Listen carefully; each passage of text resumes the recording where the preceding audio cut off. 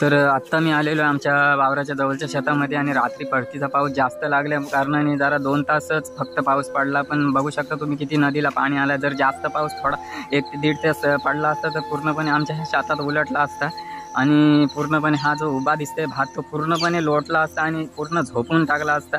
ज्याप्रमाणे हा गवत झोपलाय त्याप्रमाणे हा भाताची दशा होतं, पण ह्या वर्षी सुदैवाने पूर्णपणे भात उभा आहे आणि सारखा सुद्धा आहे, काही नुकसान जास्त झालेलं नाही।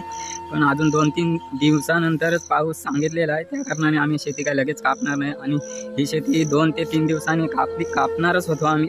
पाणी तुम्ही बघू शकता किती पाणी साचल्या कारणाने आता कापणार नाही, ते 8 दिवस पुढं ठेवलेली आहे आणि माणसं सुद्धा लवकर मिळण्या कारणाने आम्ही लवकर लाणी धरलेली, पण पाऊस जास्त आहे आणि आता काय अजिबात कापणार नाही। तुम्ही बघू शकता काही जास्त काही नुकसान झालेलं नाही, पण पूर्णपणे उभी आहे। आता बघू पावसाचे जसा निघाल त्याप्रमाणे आम्ही लाणी धरूच।